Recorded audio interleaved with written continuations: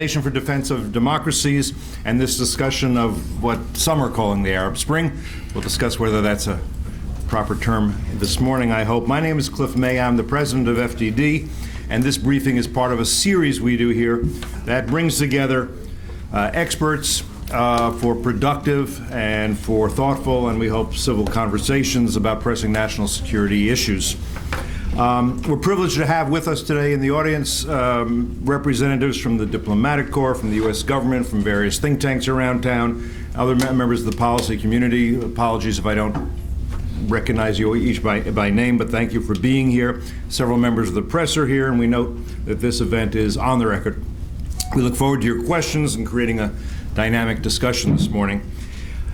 Just a bit of background about FDD. It was created exactly 10 years ago, shortly after the 9/11 attacks. Our mission begins with principles. We focus on policies. We try to achieve progress. And those affiliated with FDD come from a wide variety of backgrounds. We don't agree on everything by any means. We're not an embassy. We're not an editorial page. We do agree on some sort of basic principles, I think. Well, one is that no one should be denied basic human rights. Among them, freedom of religion, speech, and assembly. No one should be discriminated against on the basis of gender or race or creed or color or sexual orientation. We think that free and democratic nations have a right to defend themselves and an obligation to defend one another.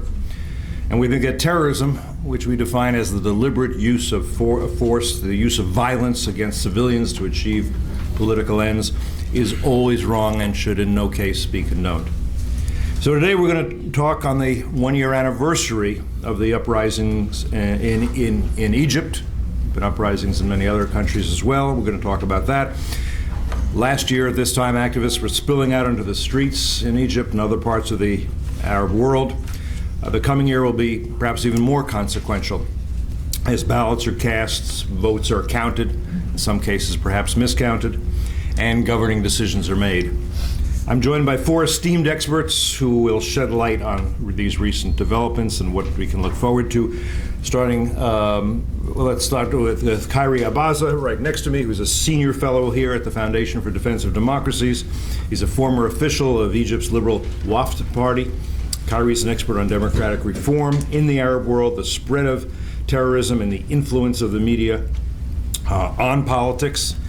Next to him is Michele Dunne. She's the director of the Atlantic Council's Rafik Hariri Center for the Middle East, where her research areas include Arab politics, political transitions, economic reform, Egypt, Israel-Palestinian issues, and U.S. and European policies in the Middle East.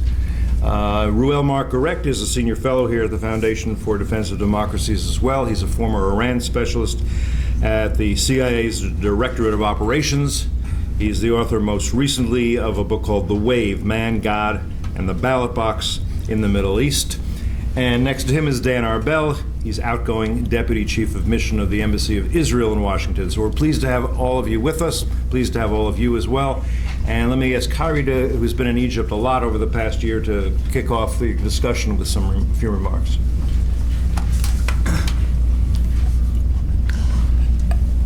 Thank you very much for the introduction, Cliff.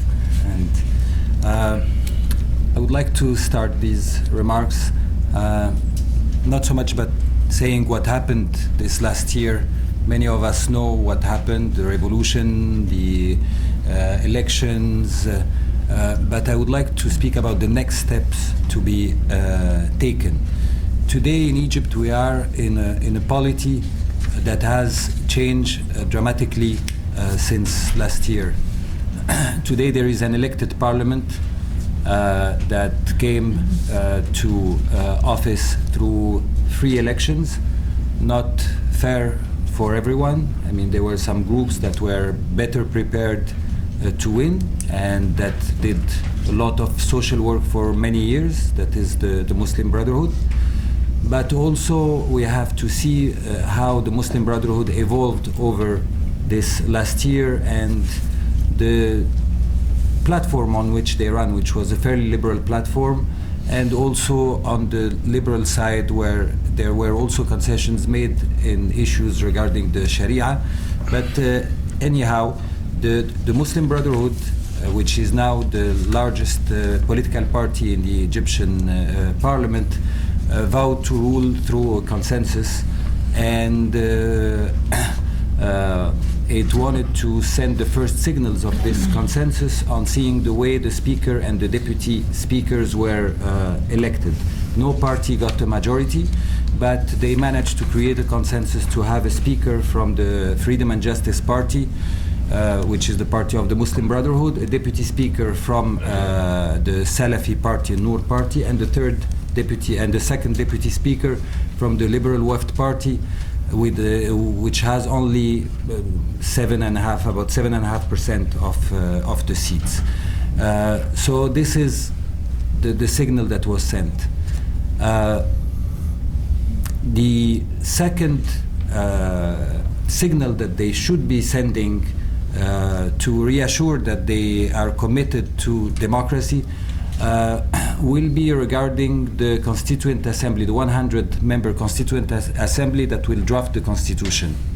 And this is where, because this Constitution will define the future of the country, and this is the first real test to see if the largest party now in Parliament is genuine about establishing what they call a civil democracy that is not a theocracy, or if they fail to do so.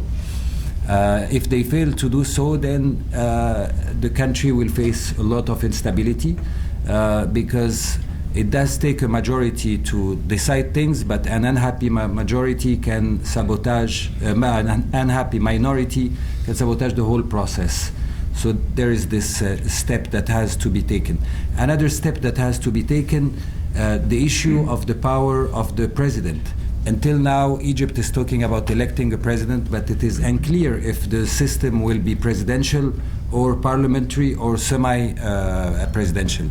Prior to the revolution, there was a quasi-consensus on decreasing the power of the president and making him either symbolic, as in the parliamentary system, or a mixed, like in France.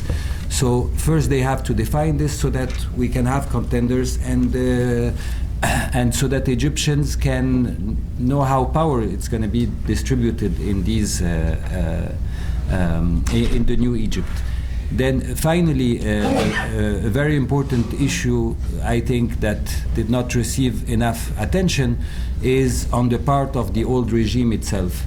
We have a tendency to look at the regime as only one unity, and all the attention is given to SCAF, to the Supreme Council of the Armed Forces, where the previous regime had Mubarak as a head, and a facade of Gamal Mubarak and some business people, but there are very important agencies that effectively control and rule the country on the day-to-day basis. And for this, elements of the Ministry of Interior, such as the state security, even if now officially it was disbanded, but it's still there.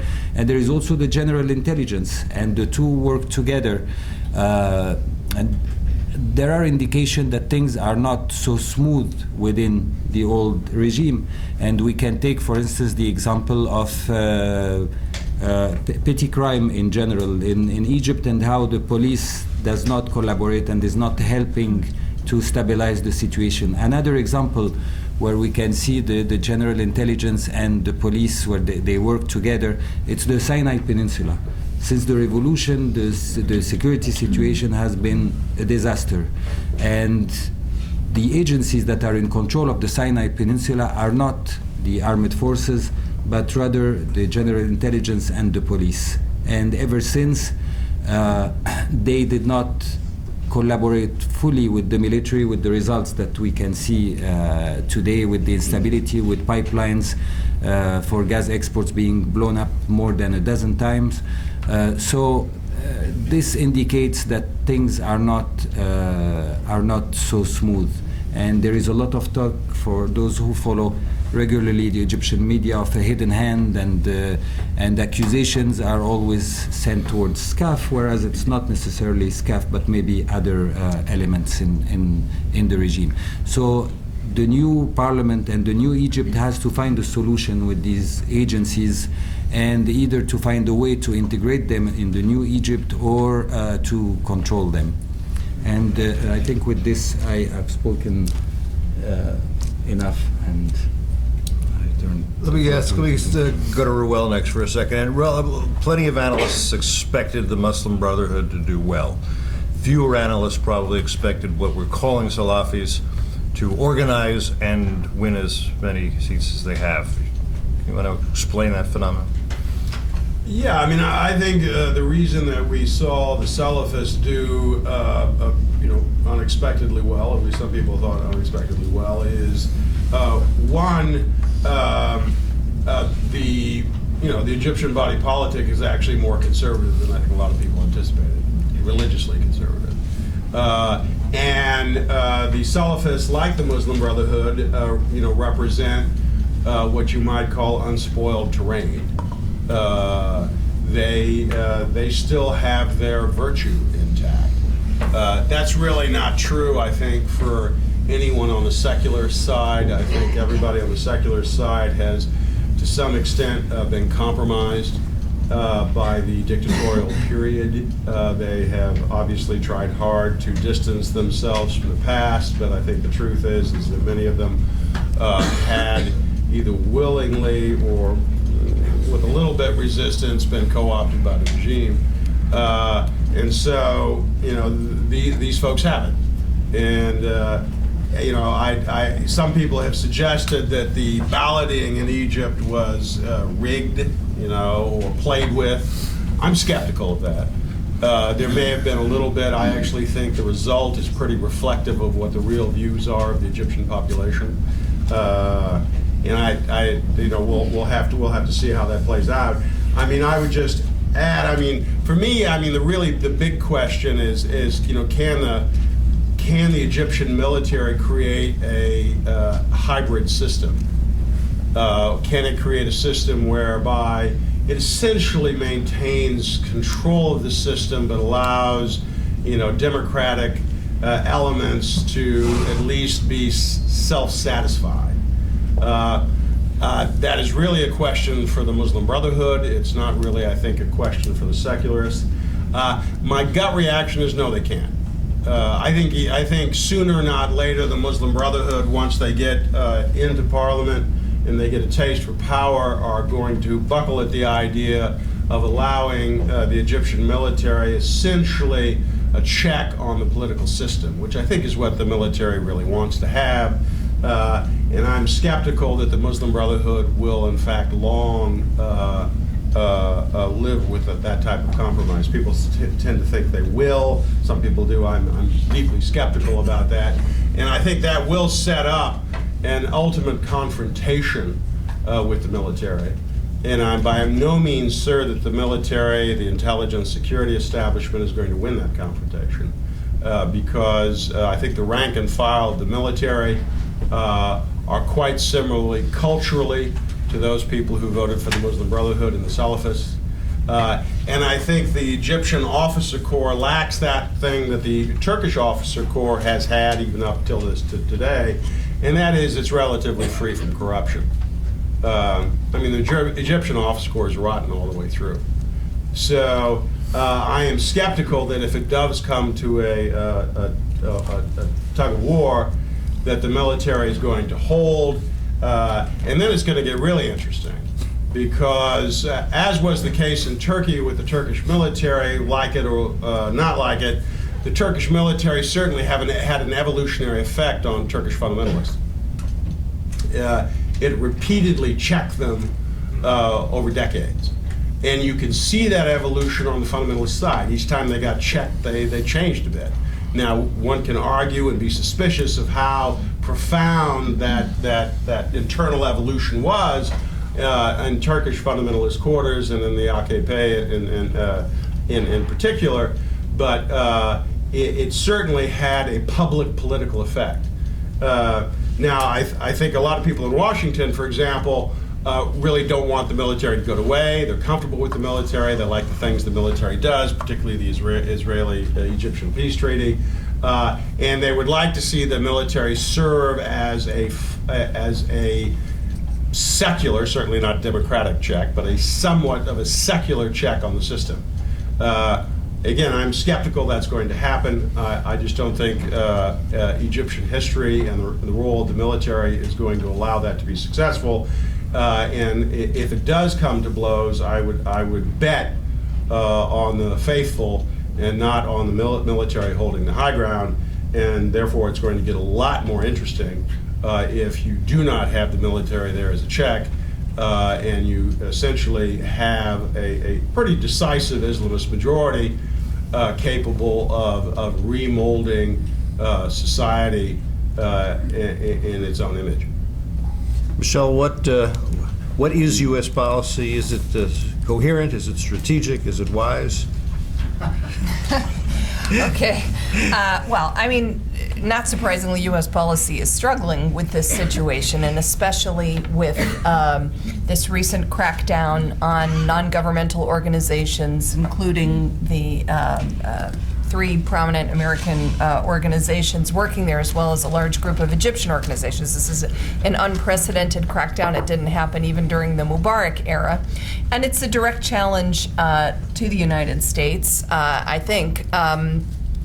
So the U.S. administration is struggling with this. I think a lot of members of Congress are very upset about it, and we now have explicit conditionality in the legislation going forward that military assistance for FY12 would be conditioned on the administration certifying that the Egyptian government is meeting 3 conditions, one of them being maintaining the peace with Israel, the other one allowing a real transition to civilian authority, and the third is protecting various freedoms, freedom of expression, association, etc.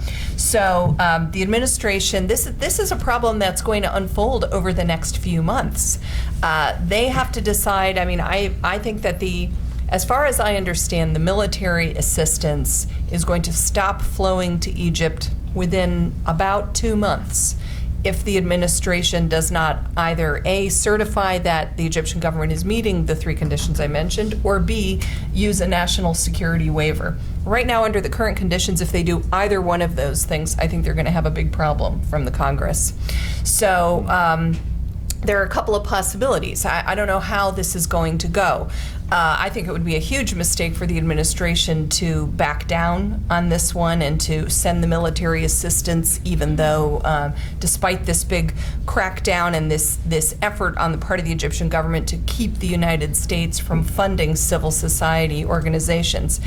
If you're concerned about Islamists holding sway in Egypt, by backing down on the NGO issue, the United States would certainly be helping that in a big way, because we know that the liberal political parties are weak, but the civil society organizations are where liberalism really resides in Egypt. I think that's where it is strong and vital, and I actually think the political parties will probably get better. The liberal political parties will probably get better and stronger over time. Well, I mean, I actually don't think that's true. I actually think that liberalism is stronger in Egypt today than it was 5 or 10 years ago, but it's still nowhere near a majority, and I don't know if it ever will be. I mean, or maybe not in our lifetimes. But at any rate, if the United States goes along with the military sort of crushing liberal civil society, it would be a huge mistake to do that. And one thing that's really interesting, I've been trying to explore, what's the Muslim Brotherhood's attitude towards this? They have civil society organizations too, and it's not really in their interest, but they have to decide which battles they want to fight with the SCAF right now. And the battle that they're focused on is the one that Reuel alluded to, which is going to be over the Constitution and the role of the military. The Brotherhood, I think, is sending some signals that they're willing to give the military some concessions. And one of them, I think, would be some sort of amnesty for at least the military. I don't know how that would work out for the police and everyone else, regarding the roughly 1,000 or more Egyptians killed in demonstrations over the last year. The other one is that they're willing to kind of work with the military on designing a form of parliamentary oversight of the military budget that the military can live with, through a committee, something like that, so that the whole Egyptian military budget wouldn't be an open book for the entire parliament. They're willing to work on something like that. And I think all of that is okay. What I think would be a big mistake, and I agree with you that I doubt the Brotherhood will agree to this, is if there are things written in the new Egyptian constitution that give the military powers and privileges it didn't even have under Mubarak, or at least not formally.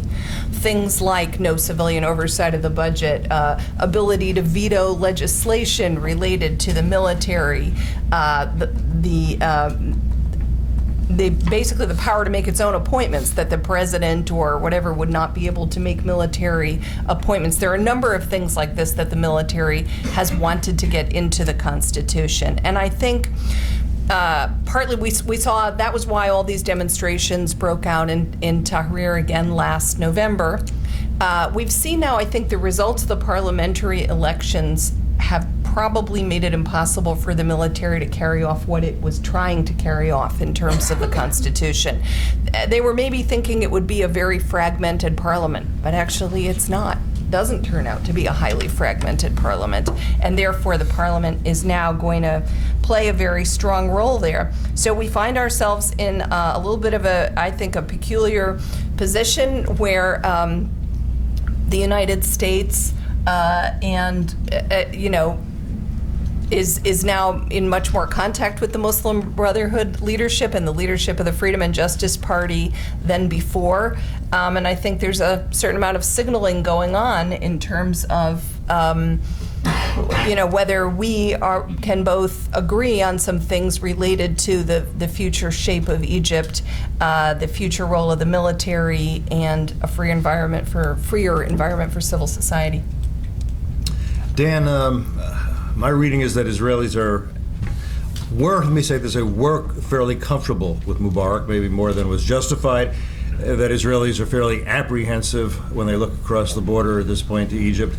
What in particular are the worries? Is it a worry that the breaking of the peace treaty? Is it a worry that there actually could be an outbreak of war? Is the worry that Gaza is becoming that Gaza is getting a lot more weaponry, or that the Sinai is becoming ungovernable and chaotic, or is it all of the above, creating to a feeling of dread and apprehension?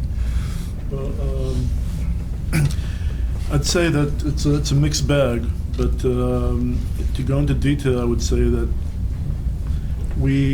as we view the events in Egypt last year and this year, one thing was evident: it wasn't about us. And it's still not about us, which is a rare thing in the Middle East these days, where everything is focused on the Israeli-Palestinian issue or Israeli policies. But when you take a look at what happened in Egypt, then I think that Israelis, their first and foremost concern is the commitment to the peace treaty between Israel and Egypt. The treaty has been there for over 3 decades. It's been a pillar stone of our national security policy and outlook, and I think that anything that damages or hurts the Israeli-Egyptian peace treaty is a matter of concern to us. We've had many assurances throughout this year that all current Egyptian leadership are committed to the process, are committed to the treaty, and even Tantawi in his speech yesterday addressed it and spoke about Egyptian commitment to overall international agreements and others. And so that has been the case with SCAF and with the Egyptian government. Now comes the issue of the elections, the parliamentary elections, their results, and what does that mean? And the big question that we're asking ourselves is whether the Muslim Brotherhood and other parties who received quite a lot of votes, how are they going to be looking at this? Will they see the Israeli-Egyptian peace treaty as a strategic asset as we see it, as the SCAF sees it, as the United States sees it? Whether they'll be pragmatic about it and will approach this in a pragmatic way, and I think that's an issue of great concern. I think the jury's still out, and we really don't know what their position is. But I guess it will be evolving. When you look at the Egyptian-Israeli relations, there are many issues that you mentioned, Cliff, which are out there besides the peace treaty. The Sinai, which Khairi has mentioned, is an issue of great concern, and this is something that we would need to follow, and we're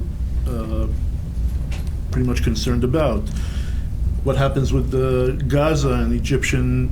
How will Egypt be dealing with Gaza? The issue of the pipeline, the gas pipeline, in which Israel receives 40% of its natural gas through the pipeline, and has been sabotaged in this last year more than 10 times. And so there are many issues out there. We're watching that with, on one hand, with apprehension and concern, on the other hand, with hope that perhaps some sort of realism will prevail among the new Egyptian elites, and they will be looking at this and try and be pragmatic. Because if you look at the Muslim Brotherhood's ideological stance, and when you look where they're coming from, then it's not, they don't, and they either don't or they're incapable of recognizing Israel. And so it's sort of a feeling that I would compare it to a glass ceiling, which we don't seem to be, cannot be penetrated through. And the question will be, how will they be looking at all this in the coming months? So, I want to begin to open the conversation up, so just signal me if you want to ask questions, and somebody with a microphone will come in. But let me just throw one other question out while I'm looking for, and I'll be looking for your questions in a second. And that is, we're going to have those who have been in opposition for years and years, beginning to take some governing responsibility. Some. And it's a speculative question, but what is the likely evolution? One theory is to be that you're going to see people become more moderate. Maybe more realistic appraisal is they become more pragmatic. Or maybe they don't. Maybe, as I think Reuel would put it, virtue trumps everything else, but that could mean economic collapse if as the economy continues to stumble and U.S. aid does not continue to be delivered. Khairi, you want to start? I think now the Muslim Brotherhood is faced with a very difficult challenge. And as you mentioned, the first critical thing in Egypt right now is the economy. The foreign reserves are dropping very fast. And then in Egypt, we can wake up one day when there are no hard currencies to import wheat. Egypt is the largest importer of wheat in the world. And then how would the government react? How would the population react? It's very problematic. So as a result, I think the Muslim Brotherhood is trying, that's why it's talking about consensus. Now the Muslim Brotherhood is on the facade of the political scene. And if there is an economic crisis, people will start looking at them as well as being responsible for this situation. And that's why they are working, they are being very pragmatic right now.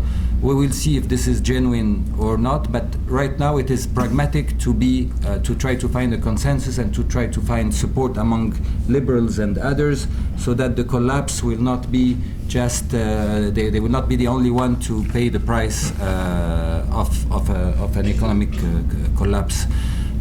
So out of pure pragmatism.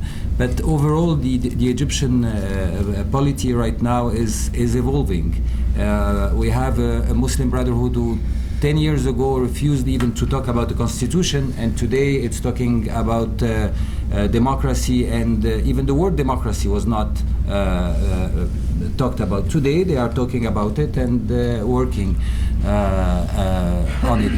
We will see if this will be how this will translate in the next few months with the drafting the constitution, if they create a consensus around it, and if the economy does not collapse and they manage to give some ideas and opinions because the parliament received some power. Tantawi transferred the legislative and overseeing power to the parliament.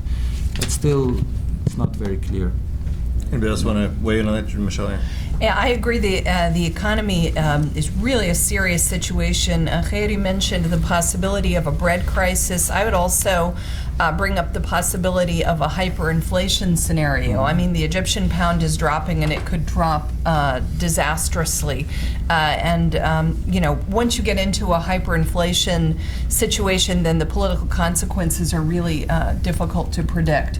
So the Brotherhood and the Freedom and Justice Party has tried to step up to this very quickly. They've actually put out some pretty detailed and pretty practical sort of ideas about the economy, but that doesn't mean it's easy to make it happen. I mean, I think, for them to actually turn things around is very, very difficult, and I think they will go along with an IMF loan and international help and that kind of thing. U.S. aid, I don't think, is directly relevant to the economy, because what we're talking about, what's being conditioned right now, is the military aid. And if U.S. military aid were to be suspended, what it would do is it would stop, some weapons purchases, training programs, maintenance of U.S. weapon systems that Egypt has purchased in the past, that sort of thing. It would not be taking bread out of the mouths of Egyptian children. So that's not the situation. Let me just ask, the IMF, the U.S. cannot have a strong influence on the IMF. After all, it's mostly American money, isn't it? It can, and I at this point, I don't think there's any inclination on the part of the United States to tell the IMF not to give Egypt a loan. I mean, this issue about the NGOs and civil society is being linked to U.S. military assistance, not to support for an IMF program for Egypt. Not at this point. No. Yeah. Two things. One, I think the Muslim Brotherhood, depends on which subject you're talking about, how much it can be pragmatic. I think on the issue of, say, tourism, there's probably a fair amount of elasticity there, because it is fairly easy to isolate foreign tourists from Egyptians. And there's a long history in Islamic law for basically allowing foreigners, infidels, free reign within their own communities. The issue is whether Egyptians get to participate in that. And there's already been a fair amount of segregation in the Egyptian tourist industry. So I'm not sure that one is a terribly difficult one to handle. They might, have a little bit of difficulty with the Russian women coming down wearing bikinis that really don't look like bikinis. But they may even be able to compromise there. I think they'll be able to handle casinos because they're more or less segregated already. So I think there's some flexibility there. The hardest issue, and again, on many of the cultural issues, I'm not sure how difficult they're going to be, because the Egyptian society is actually very much more conservative than a lot of people realize, and Islamic law for many Egyptians is already sort of the norm. So I'm not sure where the stumbling blocks are going to be there, but if there are stumbling blocks, they will of course be with women. Israel is the tough nut. I don't see how the Muslim Brotherhood in the midterm, short term I can see it because Tantawi and the military is there, but if the military is removed from this equation in any meaningful sense, the Muslim Brotherhood somehow is going to have to go for the abolition of the peace treaty. They just have to. I mean, their whole identity makes no sense if they don't do that. Now they can choose to do it in a variety of ways, but I think they have to go there. There are a lot of things you can discount about the Muslim Brotherhood. I mean, when Badia talks about the rise of the caliphate, I mean, just throw that away. But when on the issue of Israel, that's real. And that is at the core, I think, of their identity. So I don't think you get to walk away from that one, if the military gets checked and they don't have influence on this, because obviously the military finds the Israeli peace treaty, if nothing else, enormously profitable. Michele, do you want to? Yeah, I just wanted to respond to that, Reuel. I certainly agree that that the Israel-Palestine issue and support for the Palestinian cause is right at the root of the Muslim Brotherhood's identity. It's right there in their history from the very beginning. But I think that what they're trying to do, and I don't know how sustainable this is they're trying to keep their distance from this. They see how dangerous this issue is for them. And I think this is one of the reasons why what they support in terms of Egypt's new political system and the new constitution has shifted. For a long time, they were in favor of a parliamentary system, and so then they would have a majority in the parliament, and they would appoint the prime minister and the government and so forth. They've backed away from that, and they're now saying that they're in favor of a semi-presidential system in which the president is in charge of foreign affairs and national security, and the parliament is in charge of domestic affairs. It's the domestic affairs that they are really most interested in, education and Islamicization of the society and all of that, and the economy and so forth. But so I think they're trying to hand this off to somebody else for now. I mean, for now it's the SCAF, but I think this is also one of the reasons why they're not running a candidate for president, and also the other reason Khairi mentioned, they don't want blame for everything. Because, it's a blessing and a curse to win the first elections after a revolution. How in the world are you going to meet those expectations? They know it's going to be very hard to do it, and they want somebody to share the blame. And I think they're going to try to steer clear of difficult issues for them in foreign relations, particularly Israel. However, the problem is this is the Middle East. Stuff happens, and when things will happen, whether it's in Gaza or Lebanon or wherever it is, then they're going to have to react, and that's when it gets dicey. Go ahead, Khairi. Yeah, just a small comment. Today, when we talk with some people in the Muslim Brotherhood, and you ask them about this question of the peace treaty, very often the reply that you get is what you mentioned, that this is not a priority. And this could be interpreted in two ways, and actually even by people from the Brotherhood. Some say it's not a priority, it's a way to slowly try to keep the status quo, or it's not a priority until the day in which we can afford to raise this issue. But in the two cases, the reply that we get, it's not a priority.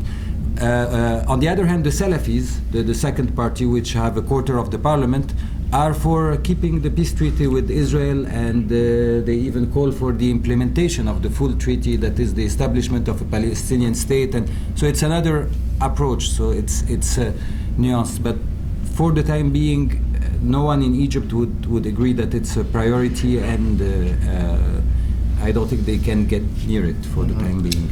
Let's get it's all right here. Yep. Yeah. Myself. Yeah, I was actually just going to ask about. Oh no! Wait a minute. You'll be next. We've got a mic back there. Michael Allen, the National Endowment for Democracy. A number of Egyptian secular liberals argue that there is a de facto agreement or pact between the Brotherhood, the military, and some of the older established parties to stifle the emergence of the new liberal forces that Michele alluded to in civil society. And that's what these raids on the NGOs reflect. And the Brotherhood came out in the last week supporting restrictions on foreign funding, which was Western funding, not funding from the Gulf to the Islamist parties. And reportedly, the Wafd Party newspaper this week published a so-called blacklist of Western-funded NGOs. So do you think this de facto pact is a reality, or a reflection of the liberal paranoia?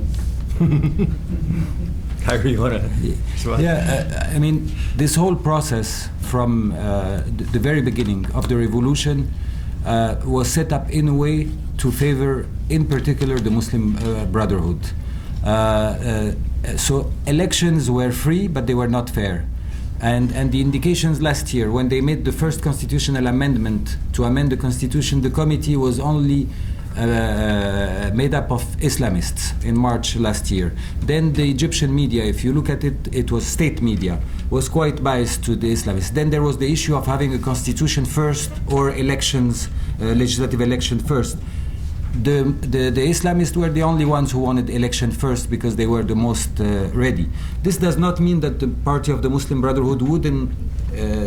win a plurality in even in 1 year when the ground is leveled.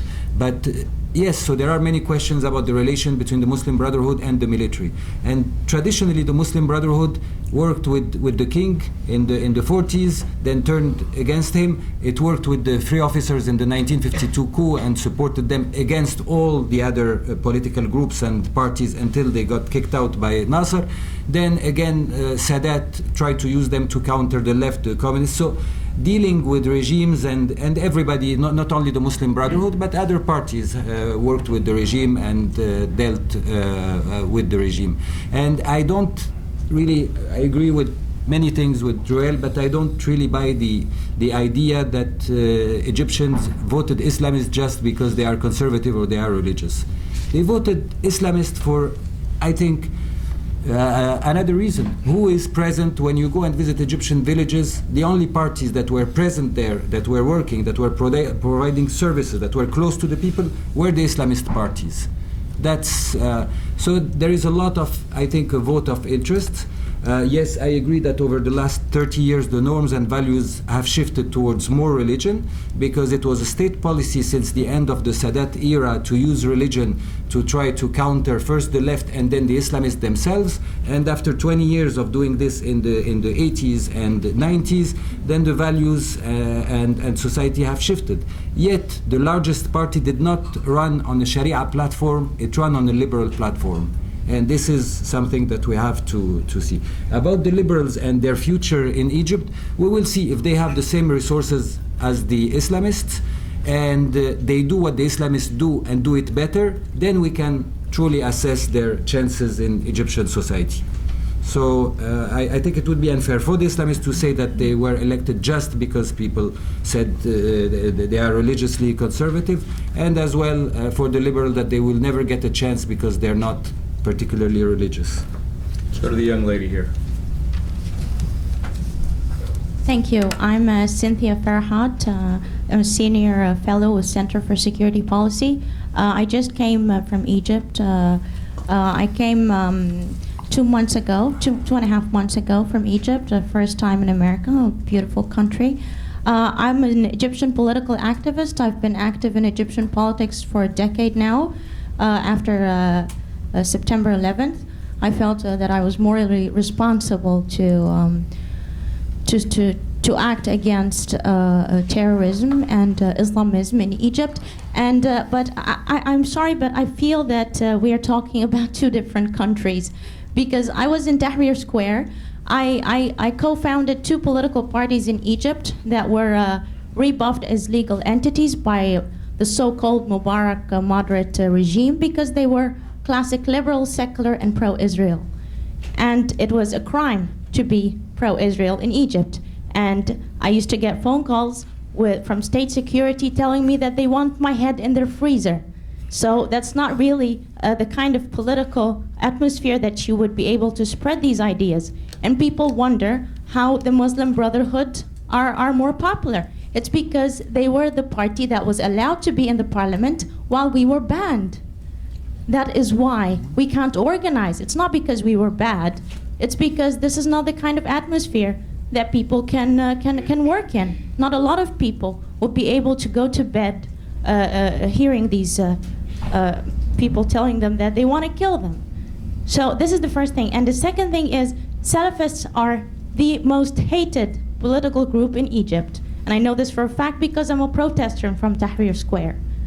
They were kicked out of the square almost 6 times in front of me. And there are videos on YouTube that hundreds and thousands and millions of people saying we want it civil, we don't want it religious or military. The past elections were the most fraudulent elections in Egypt's history. And that's according to Al-Wafd candidate who said that, which is Ibrahim Kamel. And I wrote an article about that in the National Review 2 days ago with Dr. Daniel Pipes. We state the facts that there were 12 million fraudulent votes in the past elections.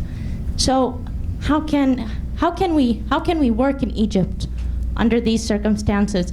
especially when the Muslim Brotherhood, an international terrorist organization that co-founded, that founded Hamas and Al-Qaeda, are opening talks with the current administration, while the administration is not communicating with us. We're not the kind of people they talk to. They talk to the international terrorist organization. So how can we have power? We've got no leverage, and we've got no support. So this is why. And I don't expect them to respect any treaties or anything at all, because there is no peace with Israel. It's a sham peace treaty. What's going on with Israel, it's truce. It's called hudna, according to their idea. So it's only temporary until they become strong to be able to go to war with Israel. And that's the current situation. Thank you. Easy question. Anyone want to respond? I just want to respond to one thing, Cynthia, regarding the liberal groups and so forth. One thing we haven't really talked about yet this morning is, there are different ways of trying to put pressure on the military from within Egypt to relinquish control and to achieve the goals that Egyptians wanted to achieve through the revolution, to build a real democracy. And one of them has been demonstrations, has been Tahrir, and now another one is the political process and the parliament. And from my own observation, the liberal political forces and also leftist and other political forces, I think, were very divided in their energies, especially over the last few months. If you permit me a very short anecdote, many of you probably know George Ishaq, who was a very prominent liberal politician in Egypt. I was an election observer brought by IRI for the first round of the parliamentary elections, and George Ishaq was running in that first round in Port Said, and I didn't see any of his activists around. He's a very, very well-known person in Port Said, a prominent son of the city, and he was considered to have a real chance at winning his seat, although he was running against a very big Muslim Brotherhood candidate as well. And I spoke to somebody from his campaign, and what happened was all of his volunteers had gone down to Tahrir for the big demonstrations that started happening in November against the SCAF, and then when Election Day rolled around, most of them didn't show up for to do their or the days leading up to the elections, to do their campaigning, last minute campaigning, to do their be candidate representatives in the polling places and so forth. And I think that was very critical. I'm not sure it would have been drastically different, but I think the results of the elections could have been somewhat different if the liberal and other non-Islamist forces had had a much bigger electoral presence, had been focused on the elections. Because what happened is that the liberals and the leftists and the revolutionaries were in Tahrir and other places demonstrating, and the Islamists, the Brotherhood and the Salafists, maintained a laser-like focus on the elections. And they were out campaigning, and I could go into details about what they were doing. But I think that was one of the things, because if you look at some polling data and so forth that's available, a lot of Egyptians made their decisions late in the process, or even at the last minute, for whom they were going to vote. So being very, very active in the last days and weeks before the elections, would have been important. I mean,